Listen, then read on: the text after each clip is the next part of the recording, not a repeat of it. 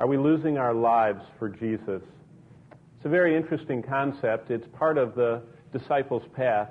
Losing our life, exchanging all the benefits of living for ourselves here on earth, and instead dying to ourselves and living for heaven is what Christ is talking about.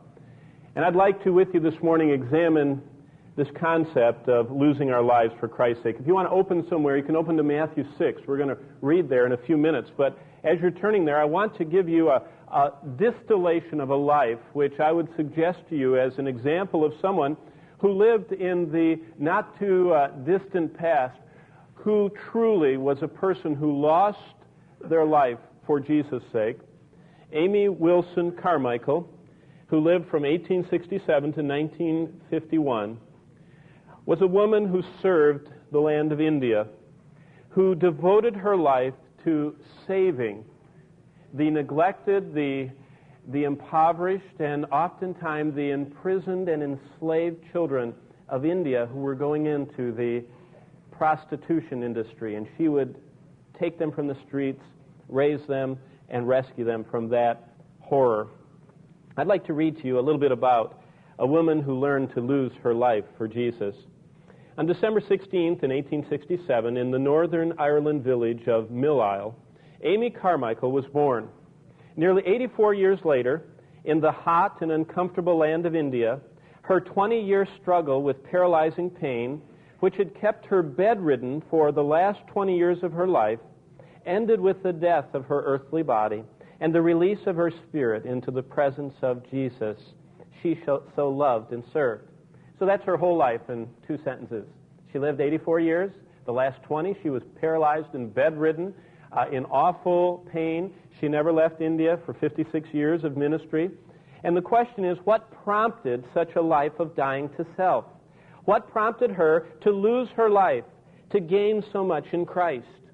Amy Carmichael suffered pain, discomfort, loneliness, immobility, and spiritual oppression for nearly all of her adult life.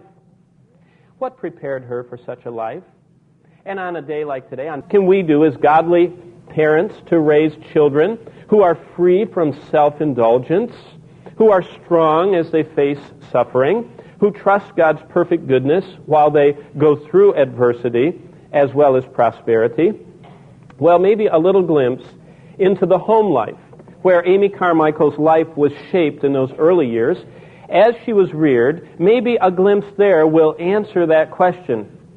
Elisabeth Elliot, the author, captures the scene of Amy Carmichael's growing up years in her moving biography, which she entitled A Chance to Die. I thought that's very fitting for our theme this morning. The biography of Amy Carmichael's life is titled A Chance to Die.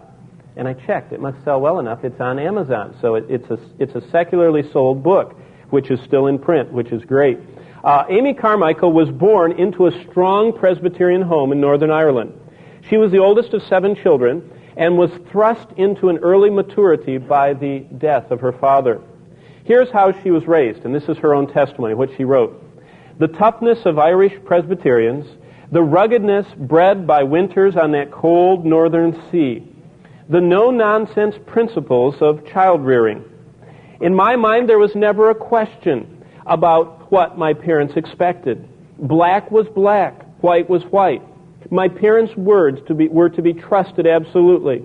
And whenever we did not obey, there were consequences. And then she details the 5 punishments that they got for disobedience 130 years ago in that home in Northern Ireland. Number 1, being stood in the corner with one's face to the wall. Number 2, forbidden to go out to play. Number 3, slapped, which I'm not sure where or for what. Number 4, pandied. I thought, what is pandied? She explains. Pandied was being stroked with a thin, flat board. In other words, it was a paddle of some kind that they were spanked with, after which the child was, without any fuss, to say politely, looking up into the mother's eyes, "Thank you, Mother." And then, of course, worst of all, the punishments. The 5th punishment was to be given Gregory powder. You'll have to read the biography to get the powder story. But the key is this, and it's very interesting. To endure 56 years of adversity and hardship, Amy had to learn to say thank you for all the affliction God gave her in her life. I'm not sure we're preparing children for affliction and adversity. Those old-fashioned homes did. As a child, she learned to face chastisement with a humble and godly response. Remember, after wherever they pandied her, she'd look up and say, "Thank you, Mother," with a humble and godly response. Also, in her later life, she wrote, "I pray not for relief from pain. I pray not for relief from the weariness that follows pain. Not anything of that sort is my chief need. Thou, O Lord my God, art my chief need. Thy courage, thy patience, thy fortitude, and very much I need quickened gratitude for the countless helps you give me every day." What a great attitude. What a way to face adversity, pain, paralysis. Well, Amy Carmichael arrived in India in 1895. She served there in India for 56 years without even going home once for a furlough. The children of India, especially those who were to be dedicated as temple prostitutes, became the focus of her efforts. And from it arose in the year 1901 the Dohnavur Fellowship, with more than 1,000 children in 3 homes, a hospital, as well as an evangelistic work. Because of her devotion to these children, Amy was known as a mother in the Tamil language. In 1931, Miss Amy Carmichael was badly injured in a fall, which left her bedridden for much of the rest of her life until she died. She never left India, however, and continued to write devotional books and poetry as she oversaw the ministry that she'd started. Elisabeth Elliot was right when she concluded, "As the sternness of an Irish winter, with its gloom and wetness and icy winds, puts apple cheeks on both old and young, so the sternness of Christian discipline puts red blood, that is, spiritual health, into the girl who could not have imagined the buffetings she would be called upon to endure." And when at the end of her life she was asked of her estimation of being raised in such a disciplined home, she replied this, "I don't think there could have ever been a happier child than I was." In one of her loveliest poems, Amy Carmichael wrote these words, "I hear him call, come follow. That was all. My gold grew dim. My heart went after him. I rose and followed. That was all. Would you not follow if you heard him call?" Listen to Jesus' call as I read his words before we read our text this morning, because we're on the 4th phrase of Christ's call to discipleship. Jesus, when he had called the people to himself with his disciples, also said to them, number 1, whoever desires to come after me. Number 2, let him deny himself. Number 3, let him take up his cross and follow me. For whoever desires to save his life will lose it. But our phrase this morning, but whoever loses his life for my sake and the gospel's will save it. In Matthew chapter 6, starting in verse 19, let's listen to what Jesus says. In our culture, in our day, we must look at if we are going to lose our lives for his sake. Matthew 6:19, and I'll be reading all the way down through verse 33. Do not lay up for yourselves treasures on earth, where moth and rust destroy, where thieves break in and steal. But lay up for yourselves treasures in heaven, where neither moth nor rust destroys, and where thieves do not break in and steal. For where your treasure is, there your heart will be also. The lamp of the body is the eye, and if therefore your eye is good, your whole body will be full of light. But if your eye is bad, your whole body will be full of darkness. If therefore the light that is in you is darkness, how great is that darkness?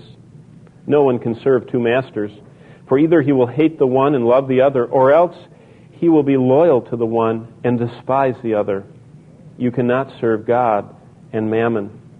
Therefore I say unto you, do not worry about your life, what you will eat or what you will drink, or about your body, what you will put on. Is not life more than food, and the body more than clothing? Look at the birds of the air, for they neither sow nor reap nor gather into barns, yet your heavenly Father feeds them. Are you not of more value than they? Which of you, by worrying, can add 1 cubit to his stature? So why do you worry about clothing? Consider the lilies of the field, how they grow. They neither toil nor spin, and yet I say to you that even Solomon in all of his glory was not arrayed like one of these. Now, if God so clothes the grass of the field, which today is and tomorrow is thrown into the oven, will he not much more clothe you, O you of little faith? Therefore do not worry, saying, what shall we eat, or what shall we drink, or what shall we wear? For after all these things the Gentiles seek.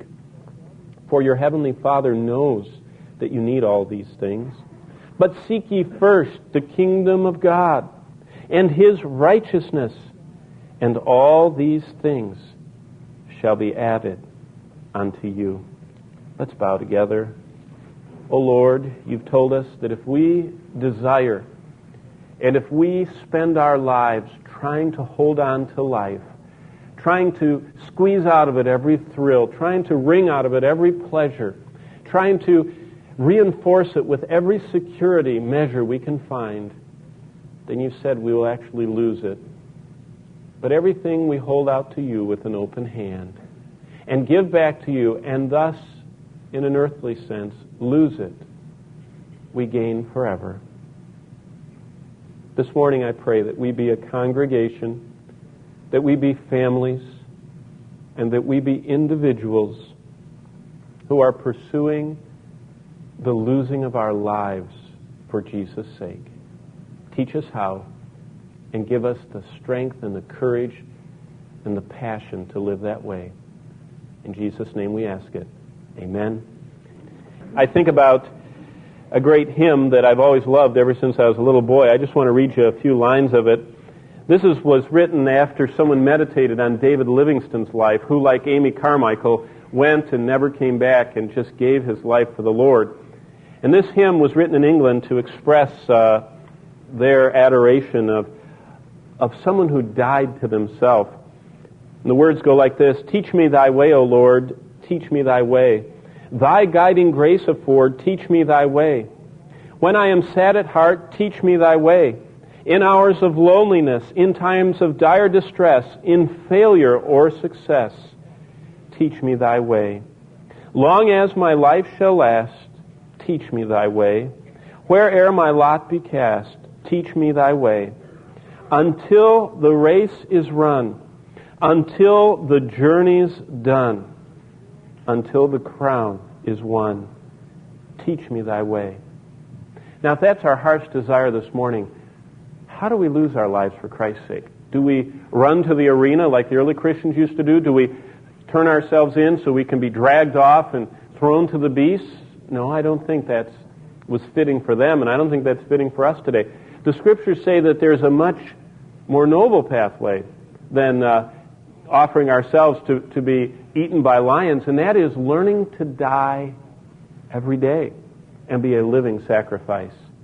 And that's what I want to describe, starting in Luke chapter 12. So if you want to turn from Matthew 6 over a couple books to the right to Luke 12, I want to, in quick succession, give you several lessons Jesus gave in what it looks like to lose our lives for Christ's sake. Here are some ways that our Lord, through his teaching, taught us and give us as opportunities of losing our lives for Christ's sake. First of all, in Luke 12, and I'll be starting to read in verse 15, losing our lives for Christ's sake is when we are rich toward God.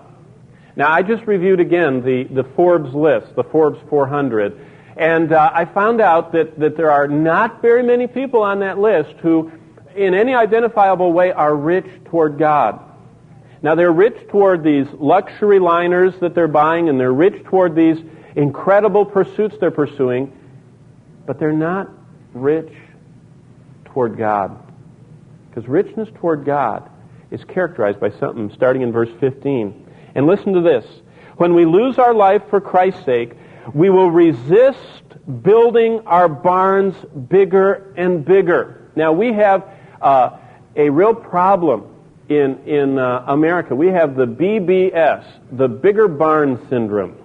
And we all are building bigger barns. Now, what is that? We're storing more We keep storing a bigger pile to get ready for the rainy day.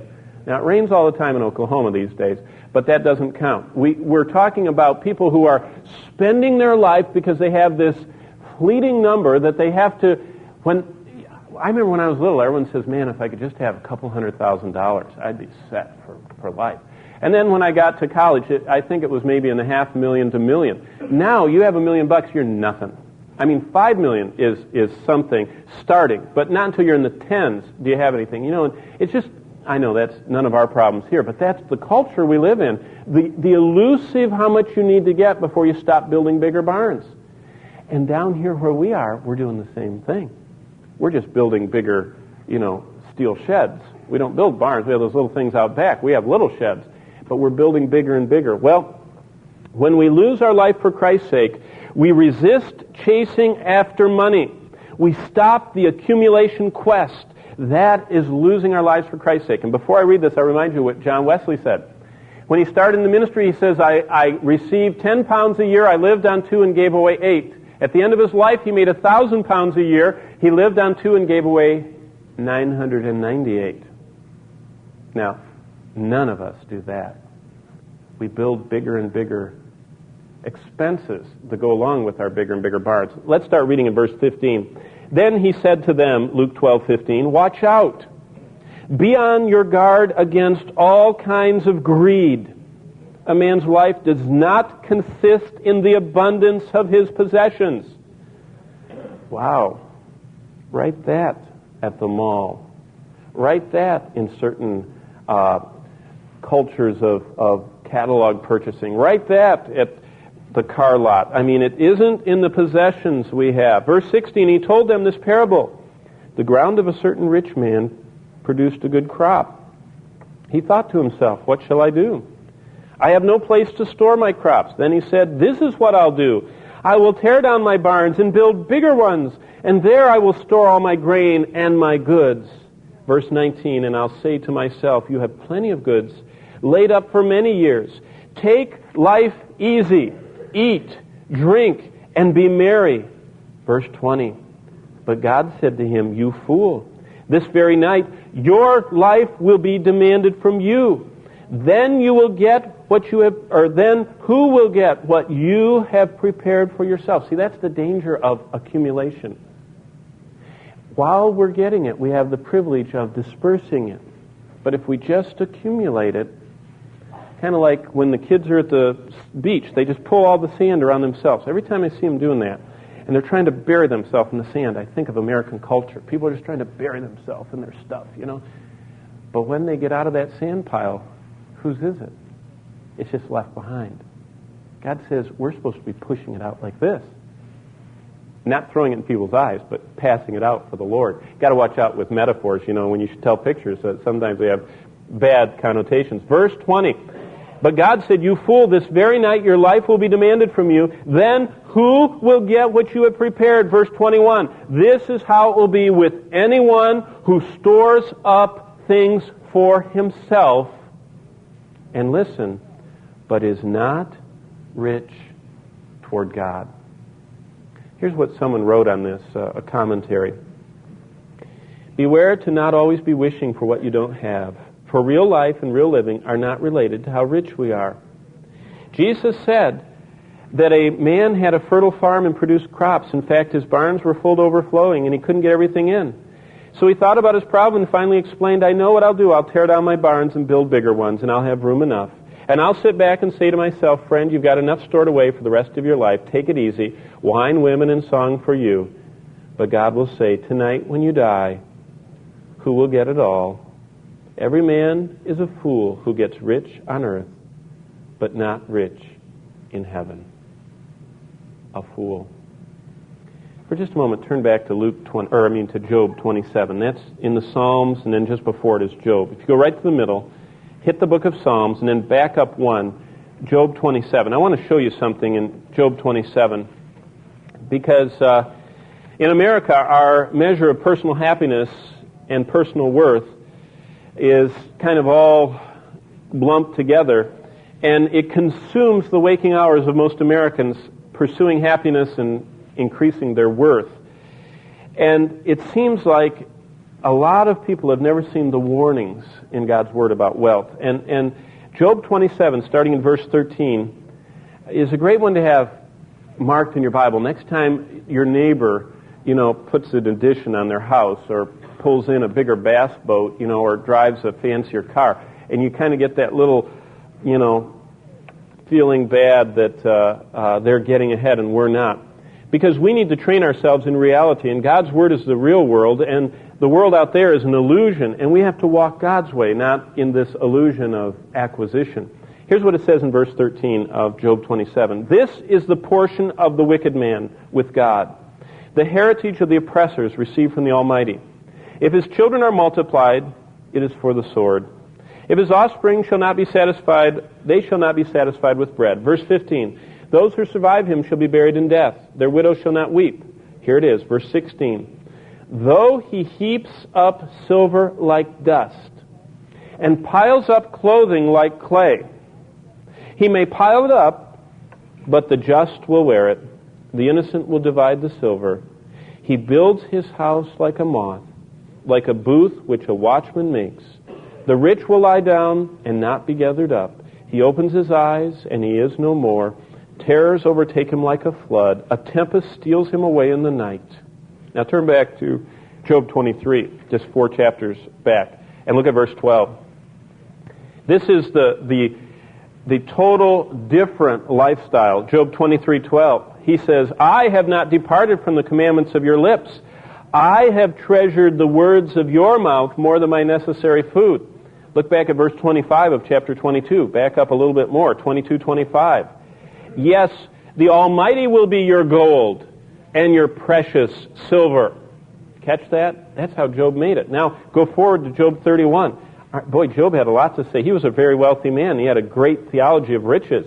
Job 31, verse 24.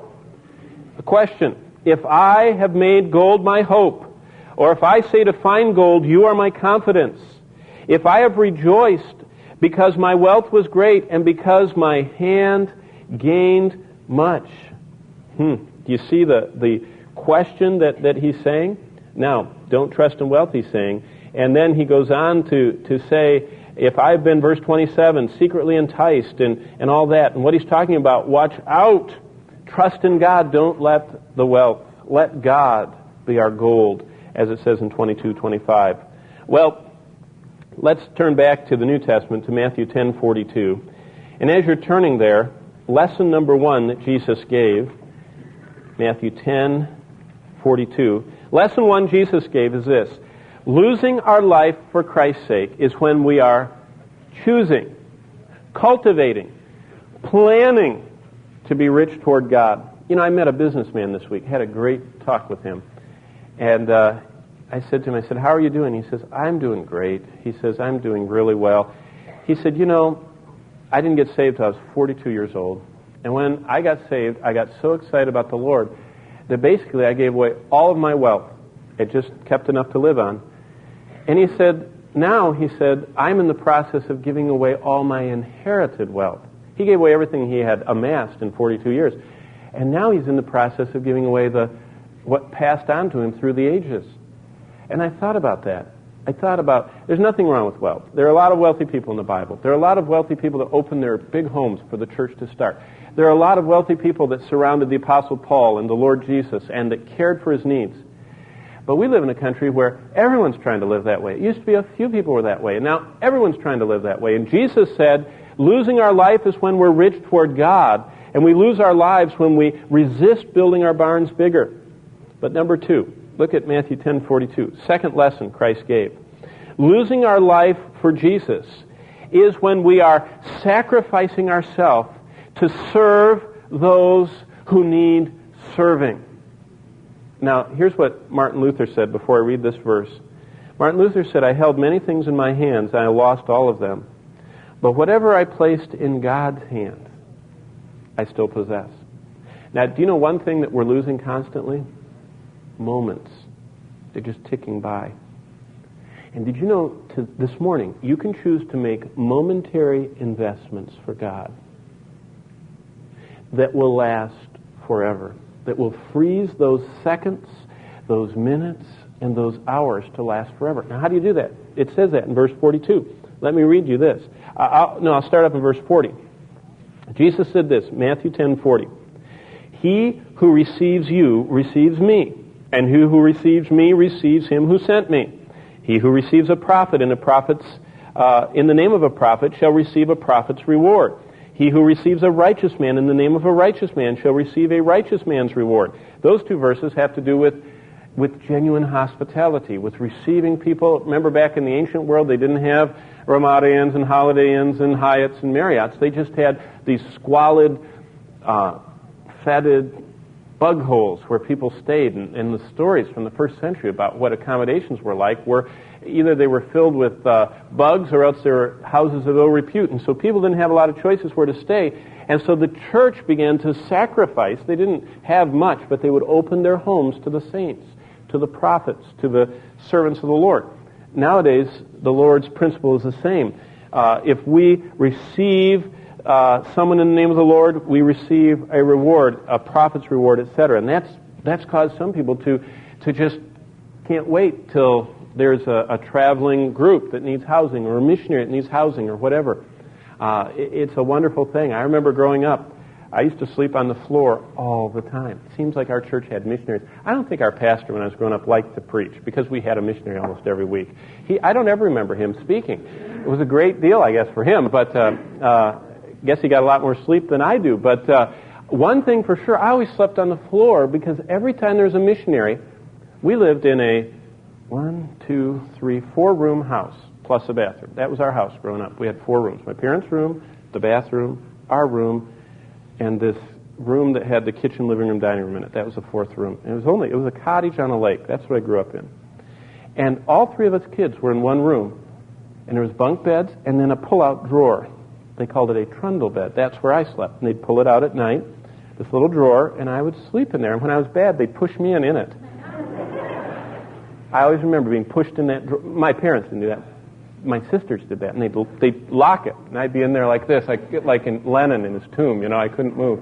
But my little trundle bed, I would get to give up for the missionaries, and I would get to sleep on the floor by the missionaries. And when I got older and we moved to another house, I can still remember sleeping on the floor next to this big snoring missionary, All the ones, especially from Latin America, really snored. And you know what? I always remember that, and I remember how hard the floor was. And I remember my parents saying, he, verse 41, who receives a prophet in the name of a prophet shall receive a prophet's reward. And I just lay there at night on that hard linoleum floor thinking, I'm getting rewarded for this, Now, you know what? You can get rewarded for the same. But there's an even more opportune one in verse 42 than laying on the floor. Whoever gives one of these little children only a cup of cold water in the name of a disciple, assuredly I say unto you, he'll by no means lose his reward. And what he's saying is, if you just, in the name of a disciple, because you want to honor them, take care of a child, he said, you'll get a reward. Can you imagine if you give them a cup of water in the name of the Lord, what you get? You say, what are you talking about? Well, listen to this. Losing our lives for Jesus can be giving water to children by serving in Sunday school, by serving in the nursery, or, as I said last week, adopting a single-parent child to be a spiritual mom to them, to be a spiritual dad to them, to be a spiritual brother or sister. Doing that, we lose our lives for Christ's sake. I was thinking this week about that. I was thinking about how wonderful it would be if every nursery and every Sunday school class was overrun with people serving. If there was someone who was in there who was constantly just in there and encouraging all the little ones that kind of get bent, and then someone else who came in and maybe did the singing thing, and then there are the people that just watch over the class and do that, and then someone else, and I brought an example. I remember when I used to have to take care of kids. Do you know what I used to do? I used to read these little Bible stories to them. Did you know you can have a nursery full of screaming kids and you can sit on the floor? Kids, I'm going to read a story, and you go over there and sit on the floor, and you start telling the story, and you have 2 or 3 over there with you. And pretty soon they all start coming, and this one happens to be the donkey who served the king. There are about 90 of these little storybooks. I've read them to my kids.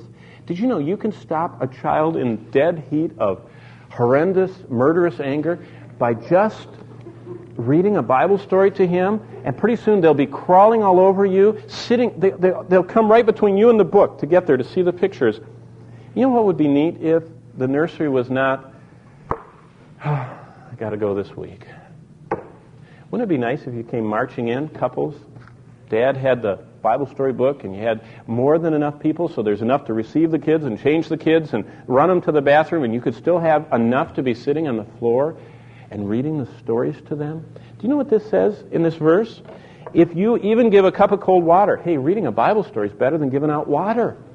And if water gets a reward, can you imagine if you said, you know, I like to sing. Could I come in and sing with the kids, have them all just sing a song with them? And I love to tell Bible stories. Could I sit in there? And I was thinking, wouldn't it be neat if every class had multiple teams, that there was not just this one lone couple that have worked in that class for 6 years and never had a break? But wouldn't it be neat if there was the biblical model of teamwork in every class with multiple people, so it was never something that was wiping anyone out? You know what else I thought about this week? The Dead Sea in Israel receives 4.2 million tons of water every day and gives out none of it. And I started thinking about how we are starting to look at whether we can cantilever out and put seats outside the building for some of our classrooms. They're getting too full. You know, our adult Bible fellowship, so we're going to have people sitting outside the windows, you know. You know what would be better than putting more seats in the adult Bible fellowships? To get more and more of those folks, instead of sitting there and receiving the 4.2 million tons of teaching every year, if our adult Bible fellowships were just emptied out with people just saying, hey, I just want to serve more. Are there more things I can do? That's the way that we receive the cups of cold. Now, there's nothing wrong with adult Bible fellowships, and I'm all for them, our Sunday schools. But what a blessing to be involved in ministry, giving cups of cold water. I'll read for you this poem. Christ has no hands but our hands to do his work today. He has no feet but our feet to lead men in the way. He has no tongue but our tongue to tell men how he died. He has no help but our help to bring them to his side. We are the Bible, the only Bible the careless world will read. We are the sinner's gospel. We are the scoffer's creed. We are the Lord's last message given in word and deed. What if the type is crooked? What if the print is blurred? What if our hands are busy with other work than his? What if our feet are walking where sin's allurement is? What if our tongues are speaking of things his lips would spurn? How can we hope to help him? How can we welcome his return? Losing our life for Jesus is giving cold water to children. Here's another one. Turn back to Matthew 25. That's to the right, 15 chapters. Matthew 25, verse 34. Number one, losing our lives for Christ's sake is when we're rich toward God. Secondly, losing our life for Christ's sake is when we serve in his church to those who are needy, as in children, and parentless children, and many others. But thirdly, losing our life for Jesus can be serving the least by looking outside of our church and looking for the poor person, looking for the orphan, looking for the shut-in to minister to. And when we do that, we're truly losing our lives for Christ's sake. I'm going to start reading in verse 34 of Matthew 25. You follow along. Then the king will say to those on his right hand, "Come, you blessed of my Father, inherit the kingdom prepared for you from the foundation of the world. For I was hungry, and you gave me food. I was thirsty, and you gave me drink. I was a stranger, and you took me in. I was naked, and you clothed me. I was sick, and you visited me. I was in prison, and you came to me." Then the righteous will answer him and say, "Lord, when did we see you hungry and feed you, or thirsty and give you drink? And when did we see you a stranger and take you in, or naked and clothe you? Or when did we see you sick or in prison and come to you?" And the king will answer and say to them, "Assuredly, I say to you, inasmuch as you did it to one of the least of these my brethren, you did it to me." You know, there's nothing more wonderful. I remember 22 years ago going through the trailer parks and the low-income housing of Tulsa in 1977 when I was serving in another church in a summer ministry. And I remember taking those young people out and showing them the joy of helping people that have nothing, and of loving them, of serving them, of giving to them. You know, Howie Hendricks always tells the story about how he broke his kids in Dallas. He would take them on Christmas Day, he would take them to the worst parts of Dallas where there was nothing. And this had to be 40 years ago, and when his kids were little. And he said that they would take, instead of them getting all the latest gizmos, they'd spend all their money to buy all these presents and wrap it up. And they would drive to the places he could tell were the poorest. And they would knock on the door, and his children would come in, and they would present the children in those single-parent homes, those broken homes, those impoverished homes, and they would present them with presents. You know what he said? He said when his kids grew up, they didn't want big Christmas presents anymore. They wanted to give. What are we training our children? Every year we're trying to outdo the year before, give them something bigger. Seems like they just get unwrapped and thrown aside, and they want something else. And that's because we're not training them in going to the least and giving instead of receiving. Losing our life for Jesus can be serving the least by finding a poor person. By the way, there are a lot of them in Tulsa. You know, those parts of the city we avoid. Finding a poor person, finding an orphan, finding a shut-in. I had the ladies assemble us a list. We have quite a list here. Wouldn't it be neat if our shut-ins got overrun with people just stopping by? You know, I just met with one this week. Boy, did it touch my heart. When I met with them, I said, it was 4:45 in the afternoon. I said, how many people have you talked to today? You know what they said when they opened their mouth? They said, this is the first time I've said a word all day. First time they've said a word. They not only had not seen anyone, they had not talked to anyone for the entire day. I wonder how many days they had not talked to a soul. You know what the Lord says? We go and we minister to those kind of people. It's like going to visit Jesus in that house, in that nursing home, in that hospital, in that place. Well, here's the last one, and 2 Corinthians chapter 8, and then I just want to leave this on your heart as we go. Because how is all this possible? How can we lose our lives in doing this kind of work, in being rich toward God, and serving the least, and serving children?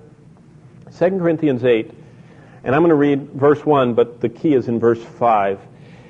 It says in 2 Corinthians 8, verse 1, Moreover, brethren, we made known to you the grace of God bestowed on the churches in Macedonia, that in a great trial of affliction, the abundance of their joy and deep poverty abounded in the riches of their liberality. That meant even as they were in a financial downturn, they were generous givers. For I bear witness, verse 3, that according to their ability, yes, beyond their ability, they were freely willing, imploring us with much urgency that we would receive the gift and the fellowship of the ministering to the saints. Now verse 5. How's all this possible? And not only as we had hoped, but they first gave themselves to the Lord and then to us by the will of God. Do you know how all this kind of giving is possible? By regularly giving ourselves back up to Jesus. You know, we're supposed to be living sacrifices on the altar. You know what happens? We crawl down. We get off. And you know what we're supposed to do regularly? We're supposed to get back on the altar and offer ourselves anew and afresh as a living sacrifice to God. And when we're a living sacrifice to God, we will come after Christ, we'll deny ourselves, we'll take up our cross, and we'll lose our life for His sake by being rich toward God, by giving water to children, by serving the least as if it was Christ, and by offering ourselves first to Him. And measuring our day by how much have I done for Christ today? How much of today have I redeemed for eternity? Let's bow before the Lord. And let's make this morning a little time of offering ourselves, all I am, all I have, all I'll ever be, to Him. And you say, how do you do that? Well, just right where you're sitting in your heart, you just say yes to the Lord. I suggested several things. I don't know if you caught them all this morning. I suggest some of you ought to track down our shut-ins. Some of you ought to track down our children's ministry director and say, I'd like to sit on the floor and read Bible stories. That's something I could do. Some of you say, I'd like to adopt some of these single-parent children. You just figure out what one of those things you can do. And you quietly and secretly, in the name of the Lord, do it. Let's bow and pray, and then we'll be dismissed. Oh, Lord, we sing about it. Teach us to do it. all that I am, just the way you made me, all that I'll ever be, my strength, my treasures, the resources, the spiritual giftedness, the life's energy, I give all to Thee. I think about so many avenues of ministry that are available, the wonderful ministry in the prisons, the wonderful ministry in the rest homes, the wonderful ministry in the rescue missions, the wonderful ministry in the areas of our town that are impoverished. I think about our upcoming basketball outreach. There's so many ways. And then every Sunday, getting eternal reward for taking care of children. There's just so much we can do. I pray that we would just take an inventory of our portfolio of heaven and see if we're really taking advantage of the offerings you've given us to invest our lives for Thee. And this morning, Father, I pray that any who are here and they've never taken the first step, which is the step of faith, of calling out to You, O Christ, for salvation, that You would draw them to Yourself. We've primarily focused on believers, but for any unbelievers this morning who want this wonderful life of Christ, I pray that You would draw them to Yourself. And as at the end of this service, the invitation is always open, that they would come, as Royce and Argenta and Don and Carol and Gordon, Mary Beth, Bonnie and I, many of us are here that would love to point them to You. But most of all, Father, those who know You, may we serve even the least as if we're serving You. We'll thank You in the name of Jesus, we pray. Amen.